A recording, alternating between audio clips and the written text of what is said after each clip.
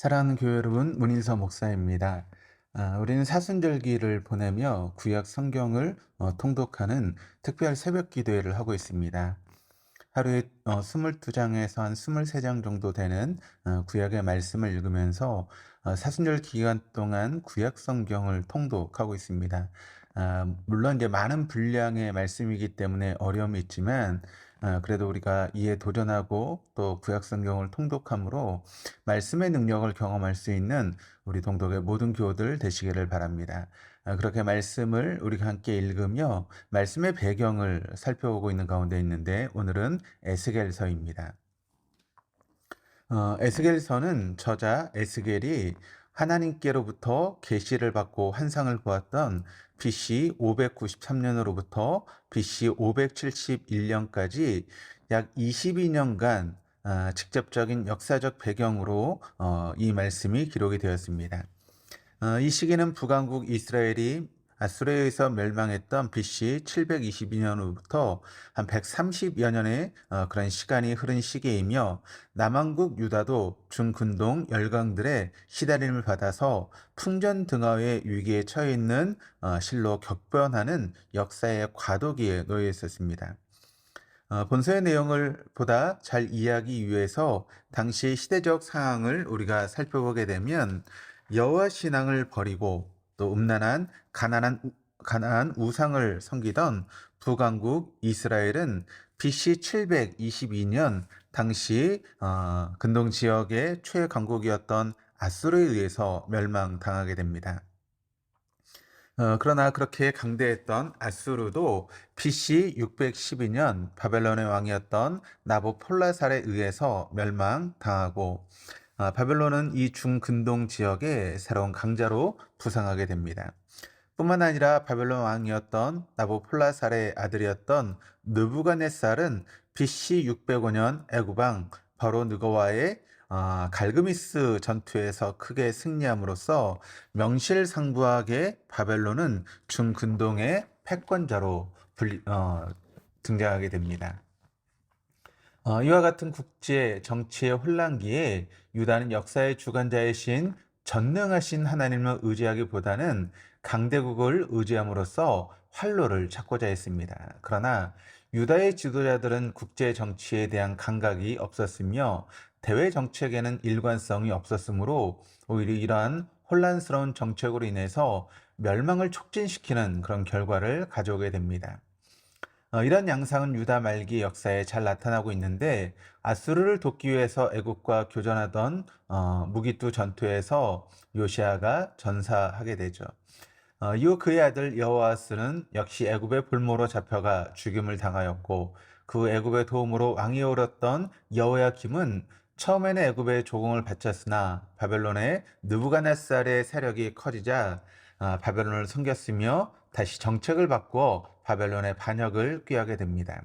뒤를 이어 왕이 된 여호야기는 바벨론 왕 느부갓네살의 보복을 받아 자신은 물론 백성, 방백, 또 용사, 대장장이 많은 사람들이 포로로 잡혀가게 됩니다. 이때 에스겔도 바벨론으로 가게 되죠. 또한 유다의 마지막 왕이었던 시드기야는 처음에는 친바벨론 정책을 펼쳤으나 후에 바벨론을 배척하고 애국과 동맹을 맺음으로써 바벨론의 침략을 야기하게 되고 결국 BC 586년에 예루살렘이 멸망하게 되는 결정적인 계기를 제공하게 됩니다. 이처럼 유다 말기의 왕들은 국제 정치에 어두웠을 뿐만 아니라 우유부단하고 주관이 뚜렷하지 못함으로 인해서 나라를 빼앗기는 큰 과오를 범했던 것입니다. 그러나 남왕국 유다의 멸망의 더 근본적이며 결정적인 원인은 여호와 유일 신앙의 태조와 도덕의 타락에 있다라고 볼 수 있습니다. 즉 유다 멸망의 직접적인 원인 제공자는 남북 왕조의 역사상 가장 오랜 기간인 55년간이나 유다를 통치하면서 바알, 아사라 등과 일월 성신을 섬김으로써 국내의 우상 숭배를 조장하고 자신의 아들을 우상의 희생 제물로까지 바쳤을 뿐만 아니라 무지한 자의 피를 많이 흘리는 악정을 폈던 므낫세였습니다. 물론 므낫세 이후 요시야 왕이 이방 우상을 파괴하고 성전을 수리하며 율법서를 발견하고 대대적인 신앙 개혁 운동을 펼쳤으나 무기또에서 애국과의 전투에서 전사함으로써 여호와 신앙 회복의 불씨를 살리지 못하게 되죠. 그 후 여호와스 시대부터 다시 유다는 종교 혼합주의 양상으로 치달으며 시드기야는 애국을 의지하지 말라는 예레미야의 경고를 끝까지 거절하는 불신앙을 보임으로써 결국 바벨론의 멸망을 당하고 말았습니다. 따라서 유다 지역은 완전히 바벨론 왕이었던 느부갓네살의 식민지가 되었고 많은 사람들은 바벨론의 포로로 잡혀갔으며 에스겔도 그 가운데 한 사람이었습니다. 당시 포로민들 가운데 많은 사람들은 유프라테스 강과 연결되는 그발강의 니프르 근처에 정착했습니다. 아마도 그들은 유프라테스 강과 연결되는 운하를 건설하는 대규모 공사에 동원되었을 것입니다. 에스겔도 이 지역에 거주하였으며 여기서 하나님의 계시를 받고 자기 동족들에게 얼마 있지 않을 유다와 예루살렘의 완전한 멸망 및 뒤이어 하나님의 주권적 섭리에 의해서 일어나게 될 이스라엘의 정치적, 종교적 회복을 예언하고 있는 것입니다. 이런 배경하에서 이 에스겔서가 쓰여진 신학적인 지필 동기를 우리가 간단하게 살펴보면 에스겔이 처음 예언을 시작했던 BC 593년은 이미 바벨론에 의해서 제1차 포로와 제2차 포로 사건이 있었고 예루살렘 성전까지 초토화되는 제3차 포로 BC 586년 사건보다는 조금 앞서는 시기였습니다. 당시 바벨론은 아수르를 완전히 제압하고 중근동 전체의 패권을 장악하려고 하는 시도를 하고 있었습니다. 따라서 유다는 풍전등화의 위기 가운데 있었죠. 그럼에도 불구하고 당시 유다 백성들 가운데는 하나님의 임재의 상징이었던 성전이 있는 예루살렘은 결코 이방인의 수중에 넘어가지 않는다라고 하는 그릇된 낙관주의 풍조가 조장되고 있었습니다. 그러면서도 그들은 여호와 하나님을 의지하기보다는 여전히 우상을 숭배하는 죄 가운데 지냈습니다. 그리고 유다 지역에 남아있던 사람들 가운데는 자기들은 하나님의 백성으로서 하나님의 보호를 받는 반면 바벨론에 잡혀간 자들은 그들의 죄에 대해서 징벌받은 죄인이란 잘못된 영적 우월감조차 가지고 있었습니다. 그러니까 이런 상황 가운데서 하나님께서는 에스겔을 통하여 유다의 멸망과 회복에 관련된 미래의 일을 미리 보여주심으로써 자신이 전지전능하신 창조주이시며 역사의 섭리자이심을 드러내셨습니다. 즉 에스겔은 먼저 유다와 예루살렘의 완전한 멸망을 예언하였고 이는 당시 유다 사람들이 가졌던 잘못된 선민 사상을 분쇄하는 것으로서 죄를 범하고 회개하지 않는 자는 누구나 할 것 없이 멸망받을 것이라는 하나님의 공의로운 심판의 원리를 보여주는 것입니다. 따라서 당시 유다 백성들이 바벨론의 포로로 잡힌 것은 그들의 범죄로 인한 당연한 결과이므로 이를 거부할 것이 아니라 겸손히 수용하며 마땅히 이러한 징계를 신앙 회복의 기회로 삼아야 했던 것입니다. 그러나 본서를 통해서 보여주고자 하는 것은 보다 중요한 하나님의 계시는 무엇인가 하면 바로 이스라엘의 회복입니다. 즉 에스겔서는 하나님께서는 범죄한 자를 철저히 징계하시는 공의로우신 분이심과 동시에 한 번 택한 자를 끝까지 돌보시는 신실한 분이시며 잘못을 뉘우치는 자를 회복시켜 주시는 자비로운 분이심을 보여주는 것입니다. 이처럼 역사의 주관자이신 전지전능하신 하나님께서는 범죄한 유다와 더불어 패역한 열방을 징계하시되 그 가운데서 택한 민족인 유다 백성을 회복시킬 것이 약속되어 있는 것입니다.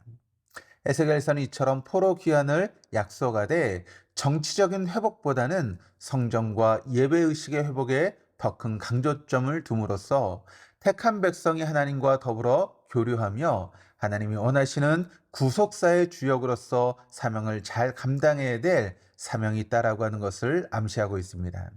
그러나 에스겔서는 단순한 이스라엘의 포로 귀환과 선민으로서의 회복만을 예언하는 데 그친 것이 아닙니다.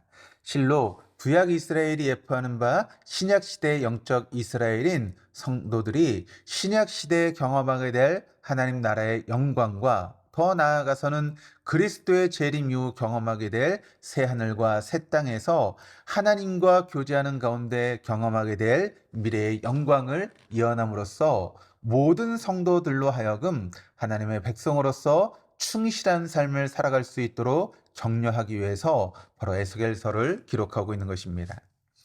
이처럼 에스겔서는 좁게는 범죄한 유다 백성들이 향후 겪게 될 예루살렘의 멸망과 바벨론의 포로 생활을 예언함으로써 죄에 대한 경각심을 가지게 하고 있고, 더 나아가서는 하나님의 은혜로 이스라엘이 회복될 것을 예언함으로써 하나님의 구원에 대한 확신을 가지고 선민으로서 성결된 삶을 살게 하기 위해서 에스겔서를 쓰고 있습니다. 그러나 궁극적으로 이 에스겔서는 전지전능하신 하나님께서 그리스도의 오심으로 시작되는 신약교회의 영광스러운 양상과 또 그리스도의 재림하신 이후에 전개되게 될 새하늘과 새 땅의 도래를 보여줌으로써 구속사를 주관하시는 하나님에 대한 깊은 신뢰를 갖게 하기 위해서 쓰여졌다라고 볼 수 있습니다.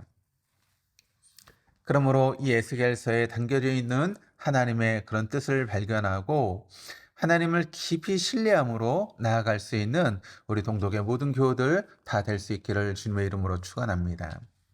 오늘부터 여러분 고난주간이 시작됩니다. 이 고난주간 동안 예수님의 고난을 우리가 마음에 새기며 우리가 한 끼 이상씩 금식하고 또 금식 헌금을 내시면 그것을 어려운 이웃들을 위해서 사용하는 그런 물질로 사용하겠습니다. 일에 많이 동참하시고 함께 해주시기를 바랍니다. 또 계속 기도하실 때 우리 어려운 이웃들을 위해서 기도하실 때 우리 김옥균 장로님 여러 가지 힘들고 어려운 시간 가운데 있고, 또 우리 김영애 권사님 지금 고대병원에 입원하셨는데 결핵 판정을 받았습니다.